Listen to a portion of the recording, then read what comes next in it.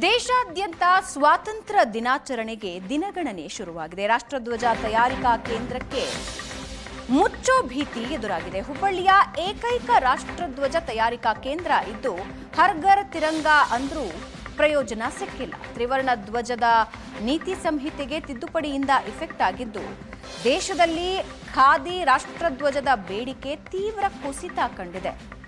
ಆಗಸ್ಟ್ನಲ್ಲಿ over time ಕೆಲಸ ಮಾಡ್ತಾ ಇದ್ದ ಸಿಬ್ಬಂದಿ ಈ ವರ್ಷ ಸಿಬ್ಬಂದಿ ಕೈಗಳಿಗೆ ಕೆಲಸವೇ ಇಲ್ಲದ ಪರಿಸ್ಥಿತಿ ನಿರ್ಮಾಣ ಆಗಿದೆ. ತಯಾರಿಕಾ ಕೇಂದ್ರದಲ್ಲಿ ರಾಶಿಗಟ್ಟಲೆ ಧ್ವಜಗಳು ಹಾಗೆ ಬಿದ್ದಿವೆ. ಕೈಚೀಲ ಹೊಲೆಯುವ ಸ್ಥಿತಿ ತಲುಪಿದೆ ಖಾದಿ ಗ್ರಾಮೋದ್ಯೋಗ.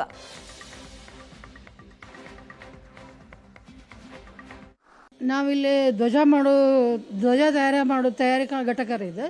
ಈಗ ನಾವು ಧ್ವಜನ ತಯಾರು ಮಾಡತ್ತಿಲ್ಲ, ಯಾಕಂದ್ರೆ ನಮ್ಮಲ್ಲಿ ಫ್ಲಾಗ್ ಸ್ಟಾಕ್ ಆಗಿ ಕೂತಾವ್ರಿ, ಸೇಲ್ಸ್ ಇಲ್ಲ. ಹಾಗಾಗಿ ನಮಗೆ ಕೆಲಸನೇ ಇಲ್ಲ.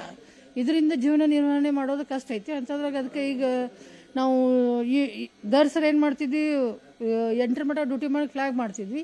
ಈಗ ನಮಗೆ ಕೆಲಸನೇ ಇಲ್ಲ. ಈಗ ಸೈಡ್ ಬ್ಯಾಗ್ ಹ್ಯಾಂಡ್ ಬ್ಯಾಗ್ ಮಾಡ್ಕೋತ ಕೂತೇವ್ರಿ. ಫ್ಲಾಗ್ ನಮ್ಮ ಈಗ ಪಾಲಿಸ್ಟರ್ ಧ್ವಜಗಳನ್ನ ಜಾಸ್ತಿ ಸೇಲ್ ಆಗತ್ತವ್ರಿ. ಈ ನೀತಿ ಸಂಹಿತೆ ತೆಗೆದು ಅವಾಗ 75ನೇ ವರ್ಷದ ಇದು ಮಾಡಿದಾಗ ನೀತಿ ಸಂಹಿತೆ ಜಾರಿ ಮಾಡಿ ಪಾಲಿಸ್ಟರ್ ಧ್ವಜಗಳೆಲ್ಲ ತಯಾರು ಮಾಡಿದ್ರು. ಈಗ ನಮ್ಮ ಖಾದಿ ಧ್ವಜ ರೇಟ್ ಜಾಸ್ತಿ ಆಗ್ತಾವ, ಅದನ್ನು ತಗೊಳ್ಳೋರ ಯಾರು ಇಲ್ಲ, ಸೇಲ್ಸು ಕಮ್ಮಿ ಆಗ. ನಾವು ಮಾಡಿ ಇಟ್ಟಿದ್ದಂಗೆ ಸ್ಟಾಕ್ ಐತಿ. ಹಾಗಾಗಿ ನಮ್ಗೆ ಮಾಡೋ ಕೆಲಸನೇ ಇಲ್ಲ ರೀ. ಈಗ ಅದಕ್ಕೆ ನಾವು ನಮ್ಮಲ್ಲಿ ಒಂದು 2,000 ಜನ ಕೆಲಸ ಮಾಡ್ತಾ ಇದ್ದಾರೆ. ಖಾದಿ ಬಟ್ಟೆ ತಯಾರು ಮಾಡೋದು, ಧ್ವಜಗಳು ತಯಾರು ಮಾಡೋದು, ರಾಷ್ಟ್ರಧ್ವಜ ತಯಾರು ಮಾಡೋದ್ರೊಳಗೆ ಬಟ್ಟೆ ನೂಲು ತಯಾರು ಮಾಡೋರಲ್ಲಿ 400 ಜನ ಇದ್ದಾರೆ, 600 ಜನ ಇದ್ದಾರೆ. ಇಲ್ಲಿ ನಮ್ಮ ಧ್ವಜ ತಯಾರು ಮಾಡೋರು ಒಂದು 80 ಜನದವರೆಗೂ ಇಲ್ಲಿ ಮಹಿಳೆಯರು ಕೆಲಸ ಮಾಡ್ತಾರೆ ನಮ್ಮಲ್ಲಿ. ಈಗೇನು ವರ್ಷ ನಮ್ಮದು ವ್ಯಾಪಾರ ಚೆನ್ನಾಗಿ ಆಗ್ತಿತ್ತು. ಇದು 2022-75ನೇ ಸ್ವಾತಂತ್ರ್ಯೋತ್ಸವ ಟೈಮ್ನಲ್ಲಿ 4,500 ಕೋಟಿವರೆಗೂ ವ್ಯಾಪಾರ ಆಗಿತ್ತು. ಪ್ರತಿ ವರ್ಷನೂ 3ರಿಂದ 3,500 ಕೋಟಿ ವ್ಯಾಪಾರ ಆಗ್ತಾ ಇತ್ತು. ಆದರೆ ರಾಷ್ಟ್ರಧ್ವಜ ನೀತಿ ಸಂಹಿತೆ ಅಂತ ಏನಿದೆ 2002ರಂದು, ಅದನ್ನ ಕೇಂದ್ರ ಸರ್ಕಾರ ತಿದ್ದುಪಡಿ ಮಾಡಿಬಿಡ್ತು. ಈ ಬಗ್ಗೆ ಇನ್ನಷ್ಟು ಡೀಟೇಲ್ಸ್ ಹಂಚಿಕೊಳ್ತಾರೆ ನಮ್ಮ ಪ್ರತಿನಿಧಿ ಗುರುರಾಜ್ ಹುಗಾರ್. ಗುರುರಾಜ್, ಹುಬ್ಬಳ್ಳಿಯ ಏಕೈಕ ಧ್ವಜ ತಯಾರಿಕಾ ಘಟಕ ಅಂದ್ರೆ ಇಡೀ ದೇಶದಲ್ಲೇ, ಅದರ ಜೊತೆಗೆ 75ರ ಸಂಭ್ರಮದ ಸಂದರ್ಭದಲ್ಲಿ ಅಲ್ಲಿ ಧ್ವಜಗಳು ಸಿಗದೇ ಇರೋ ಅಷ್ಟು ಬಿಕರಿಯಾಗಿದ್ವು. ಅಲ್ಲಿ ಧ್ವಜಗಳಿನ ಸ್ಟಾಕ್ ಇಲ್ಲ ಅನ್ನೋ ಮಟ್ಟಕ್ಕೆ ಬಿಕರಿಯಾಗಿದ್ವು. ಆದರೆ ಈಗ ಟೆನ್ಷನ್ ಶುರುವಾಗಿದೆ, ಬೇಡಿಕೆ ಕುಸಿತ ಆಗಿದೆ, ಜೊತೆಗೆ ಸಿಬ್ಬಂದಿಗೆ ಸಮಸ್ಯೆ ಆಗ್ತಾ ಇದೆ. ಸೊ ಯಾವ ರೀತಿ ಸಮಸ್ಯೆ ಎದುರಿಸ್ತಾ ಇದೆ ಭಾವನಾ? ಏನಂತ ಹೇಳಿದ್ರೆ, ಹುಬ್ಬಳ್ಳಿಯ ಬೆಂಗೇರಿ ಖಾದಿ ಗ್ರಾಮೋದ್ಯೋಗ ಸಂಘ ಏನಿದೆ, ಈ ಸಂಘ ಇಡೀ ದೇಶದಲ್ಲೇ, ಭಾರತ ದೇಶ ಅಷ್ಟೇ ಅಲ್ಲ, ವಿದೇಶದ ರಾಯಭಾರಿ ಕಚೇರಿ, ದೇಶದ ಸಂಸತ್ತಿರಲಿ, ಎಲ್ಲೆಡೆ ಹಾರಾಡುವಂತ ಧ್ವಜ ಏನಿದೆ ಅದು ತಯಾರಾಗುವಂತದ್ದು ಹುಬ್ಬಳ್ಳಿಯಲ್ಲಿ. ಆದ್ರೆ ಅದಕ್ಕೆ ISI ಮಾನ್ಯತೆಯನ್ನ ಪಡೆದಂತ ಧ್ವಜ.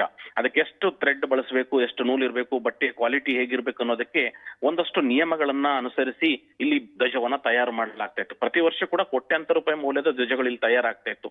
ಯಾವಾಗ ಕೇಂದ್ರ ಸರ್ಕಾರ ಧ್ವಜ ಸಂಹಿತೆಯನ್ನ ತಿದ್ದುಪಡಿ ಮಾಡಿತು, ಪ್ಲಾಸ್ಟಿಕ್ ಮತ್ತು ಪಾಲಿಸ್ಟರ್ ಧ್ವಜಗಳ ಬಳಕೆಗೂ ಕೂಡ ಅವಕಾಶವನ್ನು ಮಾಡಿಕೊಡ್ತು, ಆಗ್ಲಿಂದ ಖಾದಿ ಧ್ವಜಗಳಿಗೆ ಬೇಡಿಕೆ ಕಡಿಮೆ ಆಗಿದೆ. ದೇಶದ ಬೇರೆ ಬೇರೆ ಖಾದಿ ಗ್ರಾಮೋದ್ಯೋಗ ಮಂಡಳಿಗಳು ಪ್ರತಿ ವರ್ಷ ತಮಗೆ ಬೇಕಾದಂತ ಬೇಡಿಕೆಯನ್ನ ಹುಬ್ಬಳ್ಳಿಯ ಬೆಂಗೇರಿಯ ಖಾದಿ ಗ್ರಾಮೋದ್ಯೋಗಕ್ಕೆ 6 ತಿಂಗಳ ಮುಂಚೆನೇ ಒಂದು ಬೇಡಿಕೆಯನ್ನು ಸಲ್ಲಿಸ್ತಾ ಇದ್ರು. ನಮ್ಗಿಷ್ಟು ಈ ಬಾರಿ ಧ್ವಜಾರೋಹಣ ಸ್ವಾತಂತ್ರ್ಯ ದಿನೋತ್ಸವಕ್ಕೆ ಇಷ್ಟು ಬೇಕಾಗುತ್ತೆ, ಗಣರಾಜ್ಯೋತ್ಸವ ದಿನಕ್ಕೆ ಇಷ್ಟು ಬೇಕಾಗುತ್ತೆ ಅಂತ ಧ್ವಜದ ಬೇಡಿಕೆಯನ್ನ ಸಲ್ಲಿಸ್ತಾ ಇದ್ರು. ಆದ್ರೆ ಈ ಬಾರಿ ಕೇವಲ 49 ಲಕ್ಷ ಮೌಲ್ಯದ ಧ್ವಜಗಳನ್ನ ಮಾತ್ರ ಇದುವರೆಗೆ ಖಾದಿ ಗ್ರಾಮೋದ್ಯೋಗ ಮಂಡಳಿ ಮಾರಾಟ ಮಾಡಿದೆ. ಹಾಗಾಗಿ ಸರಿಸುಮಾರು 2 ಕೋಟಿಗೂ ಅಧಿಕ ಮೌಲ್ಯದ ಧ್ವಜಗಳು ಹಾಗೆ ಗೋಡಾನ್ ನಲ್ಲಿ ಸ್ಟಾಕ್ ಉಳಿದಿದೆ. ಹಾಗಾಗಿ ಅವ್ರು ಕೇಳುವಂತದ್ದು, ಇಡೀ ದೇಶದಲ್ಲಿರುವಂತಹ ಏಕೈಕ ಖಾದಿ ಗ್ರಾಮೋದ್ಯೋಗ ಸಂಸ್ಥೆ, ಇಡೀ ದೇಶದ ಯಾವುದೇ ಸಂಸತ್ತು ಸರ್ಕಾರಿ ಕಚೇರಿಯಲ್ಲಿ ಹಾರಾಡಬೇಕಾಗಿರುವಂತದ್ದು ಖಾದಿ ಧ್ವಜವೇ. ಹಾಗಾಗಿ ಆ ಧ್ವಜವನ್ನ ಉಳಿಸ್ಕೋಬೇಕು ಅಂತ ಹೇಳಿದ್ರೆ ಸರ್ಕಾರ ಈ ತಿದ್ದುಪಡಿಯನ್ನ ಹಿಂಪಡಿಬೇಕು ಅನ್ನುವಂತ ಒತ್ತಾಯವನ್ನ ಖಾದಿ ಗ್ರಾಮೋದ್ಯೋಗ ಮಂಡಳಿ ಮಾಡ್ತಾ ಇದೆ. ಈಗಾಗಲೇ 2,000 ಜನರು ಒಂದು ಕಡೆ ಗರಗ್ನಲ್ಲಿ ನೂಲನ್ನು ಉತ್ಪಾದನೆ ಮಾಡ್ತಾರೆ, ಮತ್ತೊಂದು ಕಡೆ ಬಾಗಲಕೋಟೆ ಜಿಲ್ಲೆಯಲ್ಲಿ ಬಟ್ಟೆಯನ್ನ ತಯಾರು ಮಾಡ್ತಾರೆ. ಆ ಎರಡನ್ನ ಯಾವ ರೀತಿ ಮಾನದಂಡಗಳನ್ನ ಅನುಸರಿಸಿ ತಯಾರಾದ ನಂತರ ಹುಬ್ಬಳ್ಳಿಗೆ ಬರುವಂತ ಬಟ್ಟೆ ಏನಿದೆ ಇಲ್ಲಿ ಧ್ವಜ ರೂಪವನ್ನ ಪಡೆದುಕೊಳ್ಳುತ್ತೆ. ಹಾಗೆ ಧ್ವಜದ ತೂಕ ಎಷ್ಟಿರಬೇಕು, ಅದ್ರಲ್ಲಿ ಎಷ್ಟು ಥ್ರೆಡ್ಸ್ ಅನ್ನ ಬಳಸಿರಬೇಕು ಅನ್ನುವಂಥದ್ದಕ್ಕೆ ಅಂದ್ರೆ ISI ಆಲ್ ಮಾರ್ಕ್ ಅಂದ್ರೆ ಮಾರ್ಕ್ ಅನ್ನು ಕೂಡ ಅಲ್ಲಿ ಮಾನ್ಯತೆ ಪಡೆದಂತ ಮಾರ್ಕ್ ಅನ್ನು ಕೂಡ ಅಲ್ಲಿ ಹಾಕಲಾಗಿದೆ. ಹಾಗಾಗಿ ಆ ಎಲ್ಲ ಮಾನದಂಡಗಳನ್ನು ಅನುಸರಿಸಿ ತಯಾರಾಗುವಂತ ಧ್ವಜಕ್ಕೆ ದೇಶದಲ್ಲಿ ಸಾಕಷ್ಟು ಮಹತ್ವ ಇತ್ತು, ವಿದೇಶದಲ್ಲೂ ಕೂಡ ಮಹತ್ವ ಇತ್ತು. ಆದ್ರೆ ಈಗ ಸರ್ಕಾರ ತೆಗೆದುಕೊಂಡಂತ ನಿರ್ಧಾರದಿಂದಾಗಿ ಖಾದಿ ಗ್ರಾಮೋದ್ಯೋಗ ಮಂಡಳಿಗೆ ಧ್ವಜಗಳ ಬೇಡಿಕೆ ಆಗ್ತಾ ಇಲ್ಲ. ಹಾಗಾಗಿ ಕೈ ಚೀಲ ಒಲಿಯುವಂತ ಸ್ಥಿತಿಗೆ ಧ್ವಜ ತಯಾರು ಮಾಡುವಂತ ಕೈಗಳು ಇವತ್ತು ಖಾದಿಯ ಬಟ್ಟೆಯ ಚೀಲಗಳನ್ನ ಹೊಲಿಲಿಕ್ಕೆ ಹೊರಟಿದ್ದಾರೆ. ಹಾಗಾಗಿ ಅವರ ಹೊಟ್ಟೆಗೆ ಇವತ್ತು ತಣ್ಣೀರು ಬಟ್ಟೆ ಬಿದ್ದಿದೆ. ಹಾಗಾಗಿ ಸರ್ಕಾರ ಈ ಬಗ್ಗೆ ಗಮನ ಹರಿಸಬೇಕನ್ನುವಂತ ಒತ್ತಾಯವನ್ನ ಖಾದಿ ಗ್ರಾಮೋದ್ಯೋಗದ ಸಂಘದಲ್ಲಿರುವಂತಹ ಸಿಬ್ಬಂದಿಗಳು, ನೌಕರರು ಎಲ್ಲರೂ ಕೂಡ ಸರ್ಕಾರದ ಮುಂದೆ ಬೇಡಿಕೆಯನ್ನ ಇಟ್ಟಿದ್ದಾರೆ. ಭಾವನಾ, ಧನ್ಯವಾದ ಗುರುರಾಜ್.